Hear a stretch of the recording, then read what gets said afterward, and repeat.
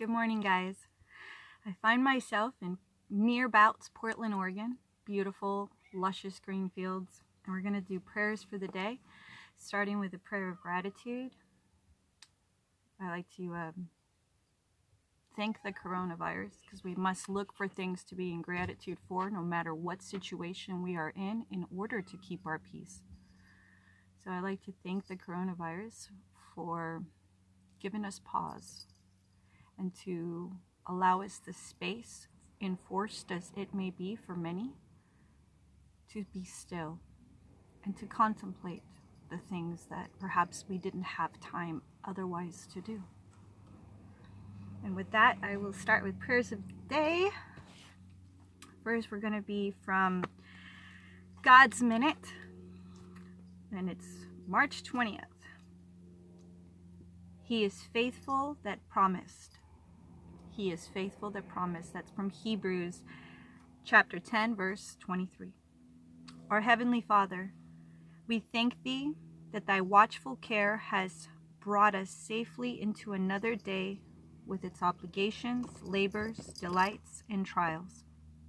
Give us strength to resist evil and to cleave to that which is good.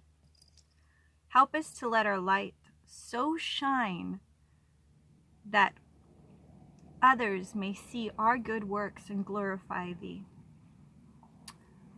Glorify the love that is the all, which we are all part and parcel of, is what I gather from that. Be with those, Kena's saying hi. Come here, Kena. Be with those of us who go to work or have to stay home from work, and those of us who go to school or have to stay home from school, and those of us who take care of the home, or those of us that get to actually be at home to take care of our home, our sacred space. One other thing I wanted to add, how precious this opportunity is to not only pause, but to look at our elderly, our wise elderly, the ones we don't give a lot of benefit for the long life that led, the wisdom they have to share with us, to have this opportunity because we maybe have fear, like what if they get sick because they're older. Well, reconvert that into showing them how much love you have for them, calling them on the phone and spending as much time as you have now that you have time to love on them and to hear what they have to say. And I hope that works out for some of you. Bless with us all other families who remember Thee, and grant that in many homes who know Thee not, family altars may be erected, so that Thy name may be glorified in the family life. And what is God if not love? So let this be an opportunity to gather with your loved ones and be able to have the patience, the love, the compassion, the tenderness to be still and to accept each other as you are and not compare or harass each other, but instead be still with each other. Try to understand as opposed to trying to be understood. Trying to comprehend where they're at and console them as opposed to trying to get your point of view across and trying to be consoled. Console instead of being consoled is a perfect time to practice these things. Let's see. And then moving on to the next one, we're doing Jesus Calling for March 20th. And thank you for the author, Sarah Young. Thank you. Thank me for the glorious gift of my spirit. This is like priming the pump of a well, as you bring me the sacrifice of thanksgiving, regardless of your feelings, regardless of the circumstances that we find ourselves in with this coronavirus. And instead of looking at it, we got to look at it as a teacher, guys. We got to look at the positive of this, because that is the only healthy thing to do, besides obviously, getting to know thyself a little better because you've given this time. Just look at it in a positive way. enough so that it doesn't scare you. My spirit is able to work more freely within you when there's no fear. This produces more thankfulness and more freedom. What an interesting concept to strive for right now. Freedom while being corded off. Freedom in that, you say? Yeah, spiritual freedom in that. You have this time to seek it. Seek it. Until you are overflowing with gratitude. Seek it until you are overflowing with gratitude. I shower blessings on you daily, but sometimes you don't perceive them. Change your perception. When your mind is stuck on a negative focus, you see neither me nor my gifts. In faith, thank me for whatever is preoccupying your mind.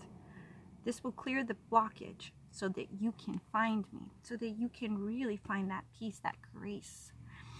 Let me see if I can put this back. Okay. And lastly, I have from The Utmost for His Highest, Oswald Chambers. March 20th. Friendship with God. Shall I hide from Abraham what I am doing? Shall I hide from my higher self, from my true heart, my actual essence, the fact that I am afraid? Or should I choose not to be afraid? It's a choice. What are you looking at? What are you listening to? What are you giving your focus to? What does that do to your intention in your heart? Your perceptions, holy moly, dude. Your perceptions are gathered by all the environmental factors around you, all the circumstances, all the media, the words that are coming at you at 1,000 miles an hour from every direction. Guys, choose your kingdom. Choose what comes in your kingdom and outside your kingdom. It's important to give other paradigms an opportunity to help you get rid of that fear. Because as I reminded you in the last video, fear puts our immune system into fight or flight. And that, out of pure necessity of that fear being in your system, that anxiety, that fear causes your immune system to shut down, to pause, because it thinks you have to fight something, run from something, defend yourself from something. And it feels like it has to do it physically right now.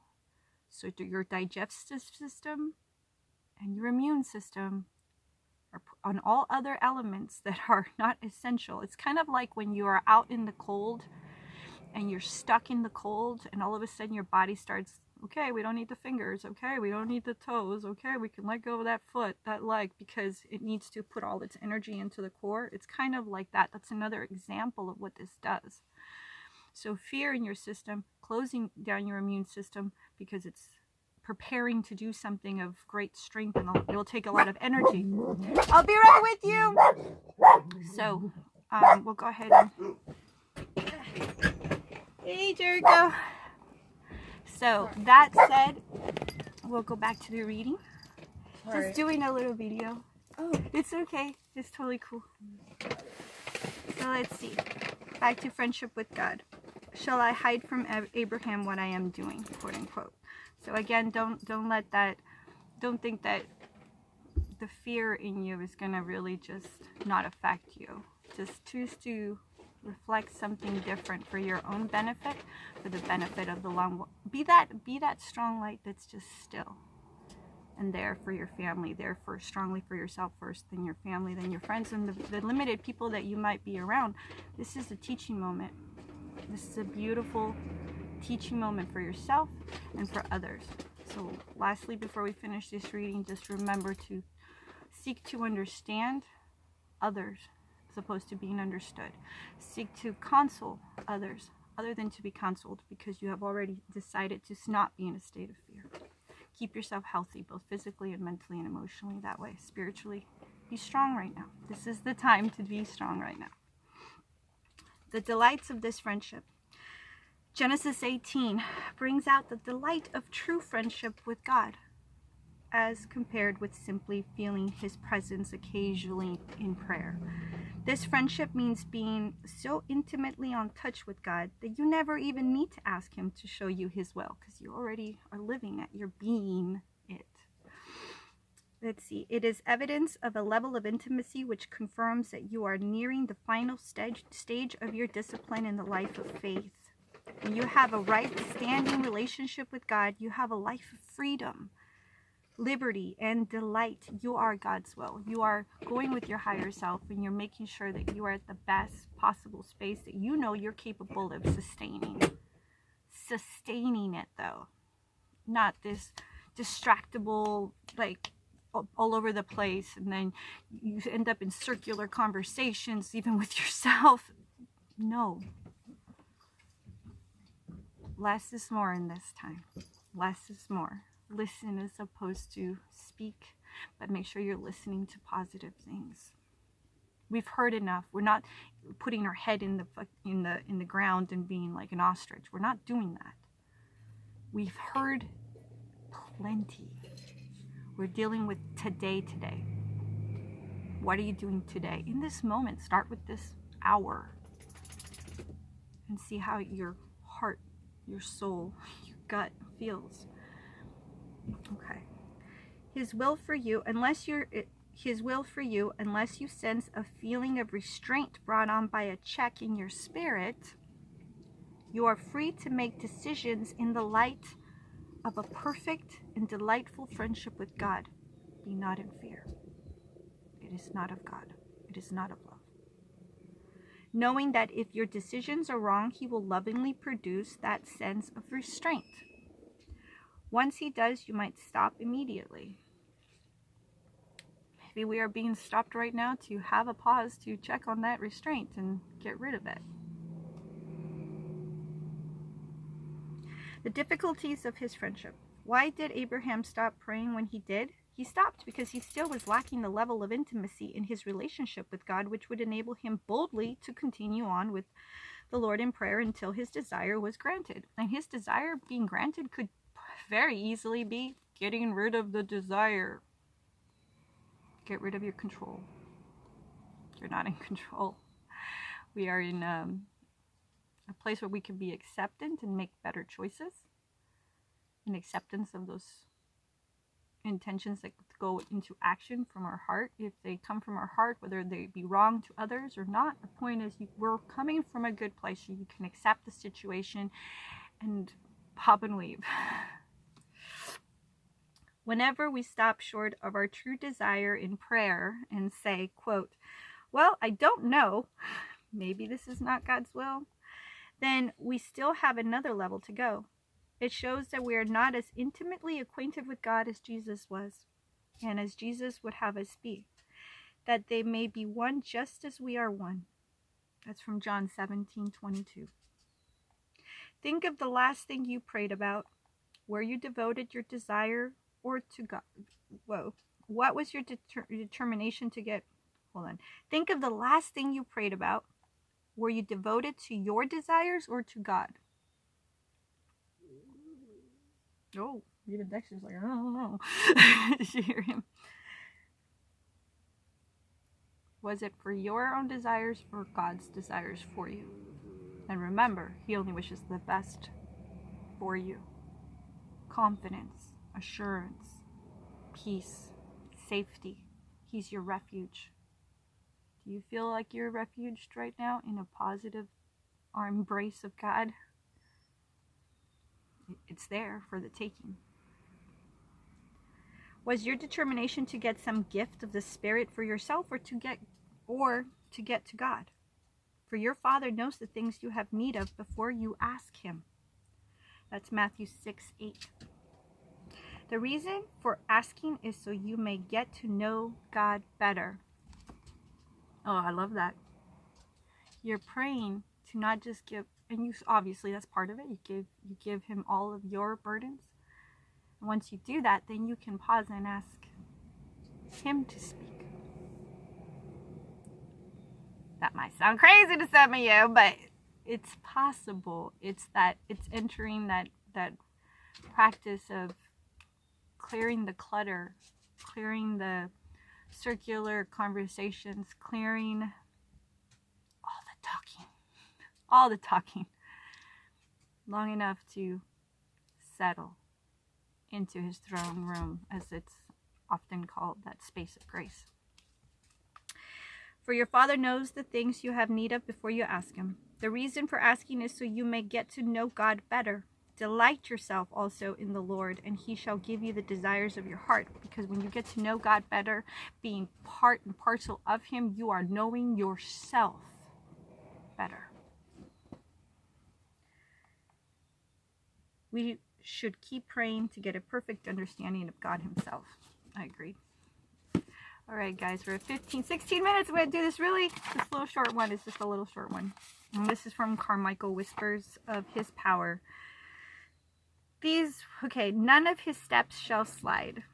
That's Psalms 37:31. None of his steps shall slide. Psalms 38:36. The margin says, Thou hast enlarged my steps under me, that my ankles did not slip. And from Luke 21:16-18, Ye shall be betrayed, and some of you shall they cause to be put to death, but there shall not a hair of your head perish. Hair of your head perish. So you have a crown that's unperishable. You're eternal. Remember your crown. These words of our God are most gloriously truthful. Our Lord was speaking to some who were to die by martyrdom.